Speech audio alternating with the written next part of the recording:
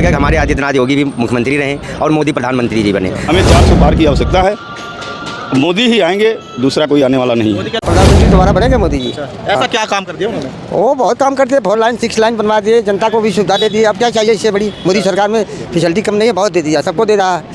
क्योंकि लॉकडाउन में सबको राशन भी बंटवाए, अभी भी बंटवा रहे हैं। अब इससे बड़ी क्या है कि दोबारा क्या हो, हमेशा के लिए बन जाए तो ठीक है। मोदी जी ने तो ऐसा काम कर दिया कि कोई प्रधानमंत्री ऐसा ने काम किया जो मोदी जी ने करके दिखाया जनता के बीच में। मंडी में हम देख रहे हैं, मंडी में आप काम करता है, विपक्ष तो कहता है देश में बेरोजगारी है, महंगाई बहुत ज़्यादा है। नहीं, काम मत करो, फ्री का खाने वाले हैं, उनके लिए तो महंगा पड़ेगा। 2024 में मोदी ही आएंगे, इसमें किसी प्रकार की कोई शक नहीं है कि विपक्ष में कोई ऐसा पॉइंट और दम ही नहीं है कि जो किसी प्रकार से वो सामने आ सकें। उनकी लड़ने की स्थिति ही नहीं है। मोदी को बदनाम करने के लिए और कोई उनका मकसद नहीं है, न देश के विकास का कोई उनका विचार है, न देश का विकास वो करना चाहते हैं। केवल मोदी जो कुछ करते हैं उनके खिलाफ में ये सोचते हैं कैसे इनको बदनाम किया जाए। लेकिन जहाँ तक हमारा अनुभव है, मोदी के सिवा कोई और भी नहीं आएगा। हमें देश की आवश्यकता है, जो वो भारत में सनातन धर्म की आवश्यकता है, सनातन संस्कृति की आवश्यकता है। इसके लिए हमें बीजेपी की सरकार ही चाहिए। हमें सनातन धर्म को कायम रखने के लिए हमारी सनातन सरकार चाहिए। वो आज बीजेपी हमारे साथ है तो हम उसके साथ हैं, यदि वो सनातन धर्म के खिलाफ होती तो हम उसके साथ नहीं होते। वो हमारे साथ है। गठबंधन भी तो टूट गया, क्या कैसा गठबंधन बनाया। हर जगह चाहे ममता बनर्जी है, चाहे नीतीश कुमार हैं, चाहे केजरीवाल है, सब अलग अलग लड़ने को तैयार हैं। पंजाब में, बंगाल में, हर तरह से उनका गठबंधन तो टूट चुका है। अब गठबंधन तो बेकार का है। न्याय यात्रा तो निकाल रहे हैं, उनका तो 3 पुस्त से न्याय यात्रा हम लोग देखते आए हैं, कितनी बड़ी न्याय करते हैं। कैसा कानून था, पूरे संविधान को कैसे बर्बाद किया उन लोगों ने। जो संविधान 1947 से 49-50 के बीच में बना, उसमें कितना तोड़ मड़ोड़ किया इन लोगों ने, वो सारी स्थिति हम लोग देखे हैं। 100 साल न्यायालय में बीत जाता है, कोई न्याय नहीं मिलता है इनके कानून में। भारत की जनता अब समझ गई है, ये में कोई चालबाजी इनकी नहीं चलेगी, किसी भी प्रकार की चालबाजी नहीं चलेगी, कोई भी झूठ नहीं चलेगा। केवल दिखावा करने के लिए राजनीति करना, केवल दिखावा करने के लिए अपना वोट बैंक बनाने के लिए बोलना, राम का विरोध करना, कृष्ण का विरोध करना, केवल दिखावा के लिए। हर कोई बनने के लिए तैयार है, लेकिन जब तक मोदी हैं, जब तक वो रहना चाहेंगे, तब तक मोदी रहेंगे। गया प्रसाद पाठक। प्रसाद जी, क्या लग रहा है, क्या होगा 2024 में? मोदी तीसरी बार प्रधानमंत्री बनेंगे या कोई हो रहा है? देखो भैया, ये तो है भगवान की माया, ठीक है। अब हमारी सोच तो ये है कि हमारे यहाँ, हम उत्तर प्रदेश से हैं, जिला अयोध्या से, हमारा उत्तर प्रदेश है, जिला अयोध्या है।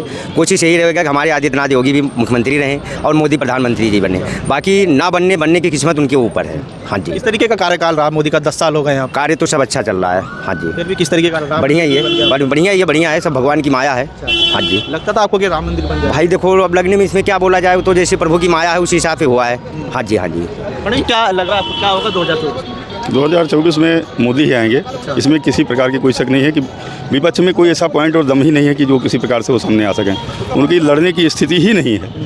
वो बेकार की जो है बातें कर रहे हैं, केवल मोदी को बदनाम करने के लिए, और कोई उनका मकसद नहीं है। न देश के विकास का कोई उनका विचार है, न देश का विकास वो करना चाहते हैं।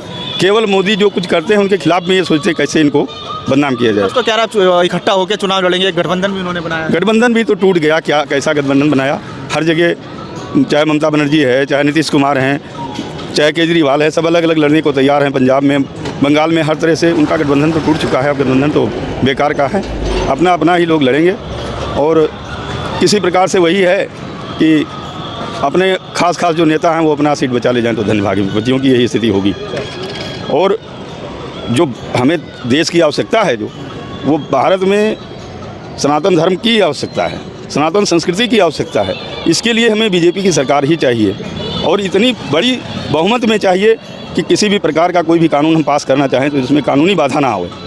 दोनों में, राज्यसभा में और लोकसभा में, दोनों तरफ हमें पूर्ण बहुमत होनी चाहिए, और 2/3 होनी चाहिए, इस तरह से कि हम कोई भी प्रस्ताव पास कर सकें। इसलिए 400 का नारा दिया गया है कि 400 पार करेंगे तो हम, ऐसी कई हमारी समस्याएं हैं जो कि ज़्यादा दिन से चली आ रही हैं। जैसे वर्शिप एक्ट है, ख़त्म करना है, जैसे और भी एजुकेशन एक्ट है, कई भी कानून हैं जिसको रद्द करना है। जो है वक्फ बोर्ड इत्यादि है, जो हमारे सनातन धर्म के खिलाफ काम कर रहे हैं, उनको हटाने के लिए हम लोग रोड बनाने और विकास करने की बात तो अलग है। वो तो कोई भी सरकार, सिरसा सूरी भी था, जीटी रोड बनवा के गया, सिरसा सूरी मार्ग कहते हैं लोग, वो चीज़ अलग है। लेकिन जो हमें भारत का पहचान है, जो संस्कृति है, उसको कायम रखने के लिए, हमें सनातन धर्म को कायम रखने के लिए हमारी सनातन सरकार चाहिए। वो आज बीजेपी हमारे साथ है तो हम उसके साथ हैं, यदि वो सनातन धर्म के खिलाफ होती तो हम उसके साथ नहीं होते। वो हमारे साथ है, इसलिए हम उसका सपोर्ट कर रहे हैं। और जहाँ तक हमारी विचारधारा है वहाँ तक ये है। गांधी भी तो न्याय यात्रा निकाल रहे हैं। न्याय यात्रा तो निकाल रहे हैं, उनका तो 3 पुस्त से न्याय यात्रा हम लोग देखते आए हैं, कितनी बड़ी न्याय करते हैं, कैसा कानून था, पूरे संविधान को कैसे बर्बाद किया उन लोगों ने। जो संविधान 1947 से 49-50 के बीच में बना, उसमें कितना तोड़ मड़ोड़ किया इन लोगों ने, वो सारी स्थिति हम लोग देखे हैं। 100 साल न्यायालय में बीत जाता है, कोई न्याय नहीं मिलता है इनके कानून में। अब जो न्यायालय और जो कानून बन रहा है, जो न्यायालय में कानून आ रहा है, जैसे अभी बना है MP MLA कोर्ट बना है, 1 साल के अंदर उसमें कहा गया है कि न्यायालय में उसका परिणाम आएगा। ऐसे ही सबके लिए ऐसा कोर्ट बने, ऐसा कानून बने कि 1 साल के अंदर सबको किसी भी प्रकार का जो न्याय का निर्णय हो वो 1 साल के अंदर मिल जाए। आदमी को तो अपने काम में लग जाए, उसी में ना फंसा रहा है। इसलिए हमें 400 पार की आवश्यकता है।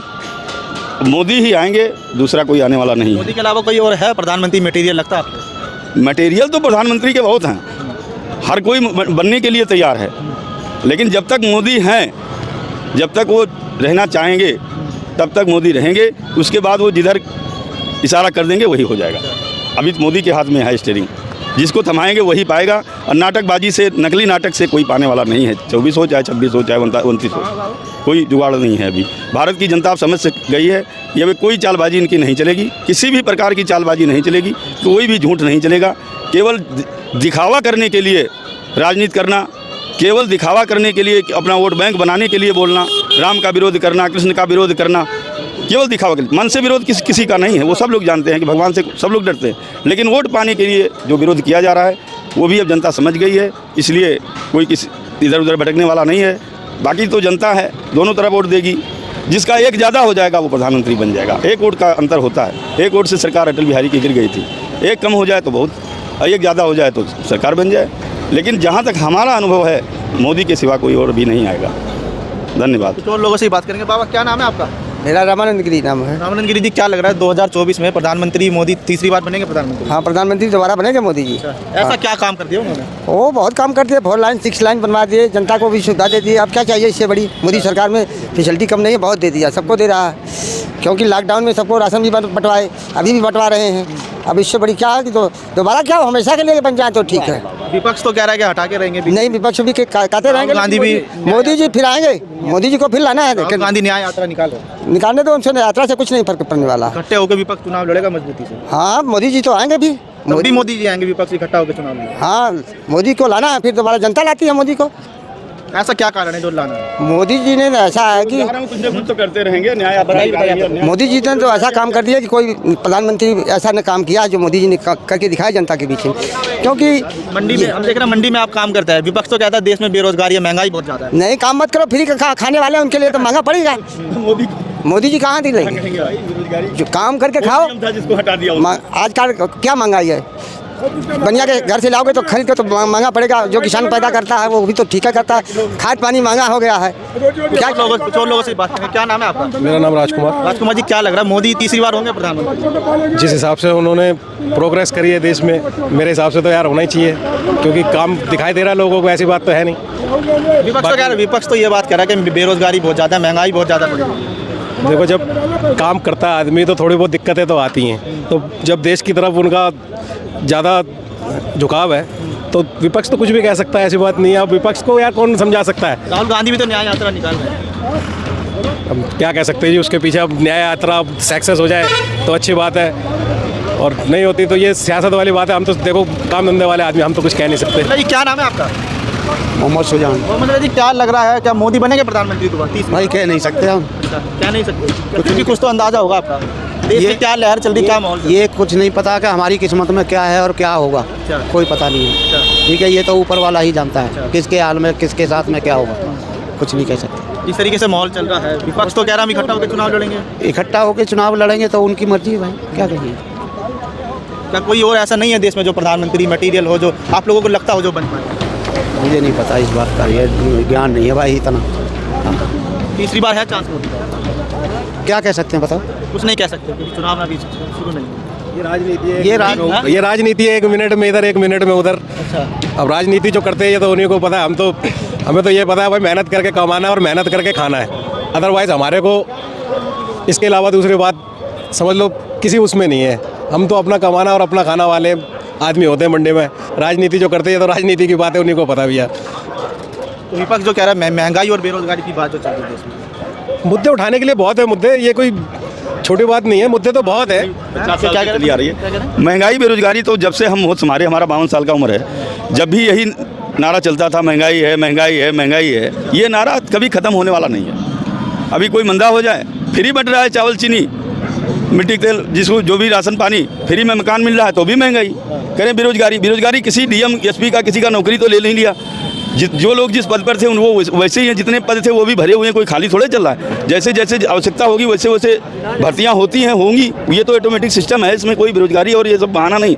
बेरोजगारी अनेक प्रकार से रोड बनाए गए, अनेक प्रकार से जो है 2 व्हीलर 3 व्हीलर 4 व्हीलर न जाने कितनी गाड़ियाँ निकाली गई, न जाने कितनी व्यवस्था मोदी सरकार ने दिया और उसके आधार पर लोग विकास कर रहे हैं। न जाने कितनी बाहर से फैक्ट्रियाँ आई, अब न जाने कितनी, यहाँ तक कि मोबाइल की तमाम फैक्ट्री यहीं अपने नोएडा गाजियाबाद में लग गई, यहाँ तक कि अस्त्र शस्त्र भी यहीं बनने लगे। तो ये सब बिना बनाए थोड़े बने, इसमें कारीगर नहीं लगे हैं क्या? इसमें सब बेरोजगार ही हो रहा है, रोजगार नहीं मिल रहा है किसी को, अनेक प्रकार से रोजगार मिल रहा है। ये सब केवल विपक्षियों का बहाना है कि बेरोजगारी है बेरोजगारी है। कोई ये कह दे कि मैं डीएम था मुझे उतार दिया, मैं मंडी में पल्लेदारी कर रहा हूँ, तो मैं मान लूँगा कि मोदी ने उसको उतार दिया। हमारे यूपी में जब योगी आया तो उसने कहा कि जो 40,000 रुपये पाते हैं, वो क्या कहते थे, उनको मास्टर लोगों को लगाया था, तो वो कोर्ट में आर्डर होगा, नहीं उनको नहीं दिया जाएगा नौकरी, जो पढ़ लिख के आए हैं उनको दिया जाएगा, 12वीं वालों को नहीं दिया जाएगा। उनको 10,000 रुपये फिक्स था, 10,000 कह दूंगा। कुछ लोग विरोध करने लगे, कि 10,000 में नहीं, लेकिन तो जब तुम लगे थे तो तुम 2,000 में लगे थे, और 2,000 से 10,000 होगा तब भी तुम्हारा खर्चा नहीं चला, 10 से भी बढ़ेगा जैसे जैसे महंगाई बढ़ेगी। लेकिन जब तुम्हारे जिस कार्य के लिए तुम लगे थे वो करो, उतने सिस्टम से करोगे तो तुम्हें अपने आप मिलेगी। तुम 2,000 या 10,000 पाते हो, तुम्हारा पेट नहीं भर रहा है। जो खाना बनाता है उसको अभी 1,000 2,000 रुपये है, वो भी तो उतने ड्यूटी करता है, स्कूल में 8-7 बजे जाता है।